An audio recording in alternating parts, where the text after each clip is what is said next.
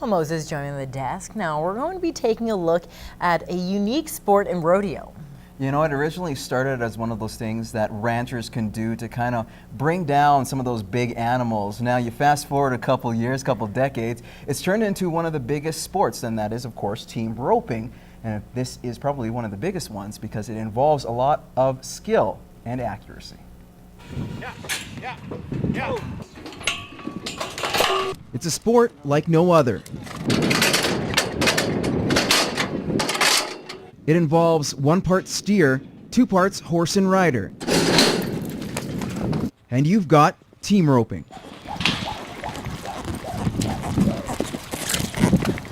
Takes many hours of practice and a lot of dedication to keep your horse up and yourself.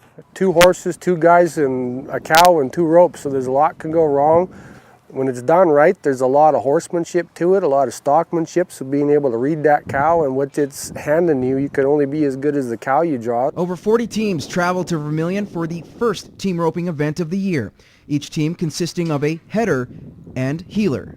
You're the quarterback when you're heading, so you got to be responsible for scoring the steer right, not breaking the barrier. That's that buzzer you hear once in a while. Heeling, all you got to do is run beside that cow, keep it straight, and try to rope 2 feet, and stop it all. But that's a way harder shot, the heeling.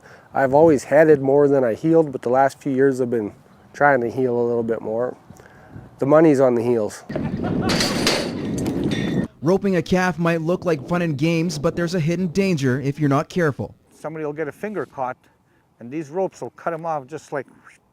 Last year we had one of our members that did get his hand caught in the rope, and he lost 1 finger, and they saved the 2 other ones, but they were pretty badly mangled up. This particular competition is run by the Century Team Roping Association. Members who join are from the ages 40 and up. Jim Bailey is the oldest one at the event at 74. What would I do if I didn't do this? Probably sit around and drink or something, you know. I started team roping to just to keep riding and using horses. I hope that I can still rope when I'm 80, but a few guys are, but not many. When the dust clears, the competition comes to a close.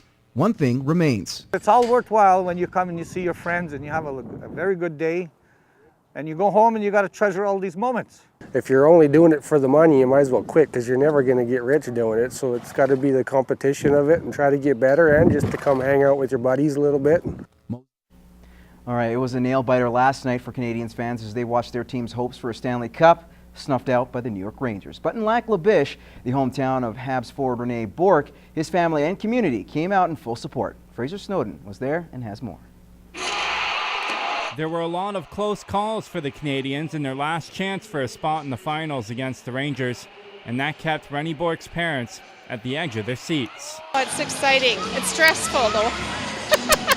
So it's fun, but it's, you know, it's just a little bit of everything. More than 200 Biche residents came out to watch the game and support one of their own, including Rene's old classmates from high school. I've been watching him for years. When he started playing with Chicago and Calgary, it was really hard to cheer for him when he played for Calgary, but it's nice to see him in a Habs jersey. After Bourque capped off the last game with a hat trick and his family found a party of hats on the lawn, his mother says it was a funny sight to see when she came home. I was actually watching the game with my mom in extended care, so when I came home there was hats on the grass, and then they seen trucks driving by and they'd throw the hat or a car and they'd wave, and then they'd jump in their car and take off, so it was cute, it was fun.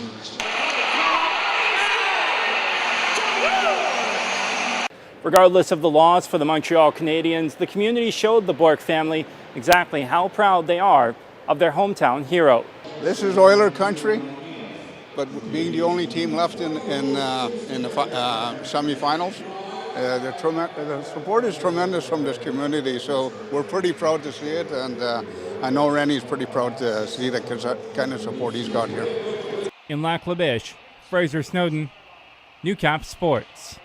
It's the moment fans have been waiting for all winter long. The 2014 CPCA schedule finally opens up tonight in North Battleford as nearly 30 drivers go for Chuck Wagon glory. So in the first Inside the CPCA of the year, Kyle Gallagher brings us a preview of the upcoming season. The wagons have new coats of paint, some bear the names of new sponsors, and a few new horses have earned spots in the stables, but the goal remains the same, to be crowned Canadian champion in a few months' time. Nearly 30 drivers will hit the track in North Battleford this weekend to open up the CPCA season, and for the association's most decorated driver, it'll be his last in the wagon. Oh, just excitement. We're excited to get going. We've been waiting since last fall. And, getting the horses ready now, and it's going to be fun to get on the track again. Brian Laboucane is retiring after a career of more than 4 decades, and the 65-year-old has no plans of going quietly into the night. Well, I'm going to win the association, win the truck, and I want to win Calgary. A pair of drivers are hoping third time is the charm in 2014. Big Bad BJ Carey is looking for redemption, while the Rapid View rocket Vern Nolin is looking to add another Canadian championship to his collection. For a second straight year, a Carey penalty in the championship dash handed the title to Nolan.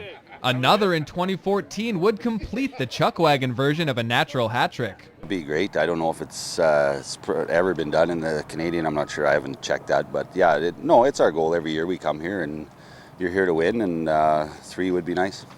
As for Carey, who has one of the strongest outfits in the CPCA, it's all a matter of keeping an even keel. Every year I want to have a quick start, because if you don't start quick, you fall behind right away, and every point counts, so I want to get all the points I can right from the get-go and try being on top all year again. He's always got nice outfits, and he outdrew me here again. It seems like a repeat of last year what he was doing, so I don't know. It'll be tough to beat. I know he will be.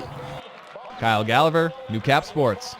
Mother Nature did not cooperate yesterday in the border city, so the Midwest Expos and Mervyn Flyers game was postponed due to rain. But there was ball elsewhere. The Unity Cardinals improved to 2-0 after thumping the winless Macklin Lakers 11-3, and the Standard Hill Lakers got their first win of the season as they doubled up on the St. Walburg Reds by a score of 4-2. Now, looking on what's on tap tonight, just one contest in the NSRBL. The North Battleford Beavers host the Edam Blue Sox, who make their return to the league. First pitch is at 7:30.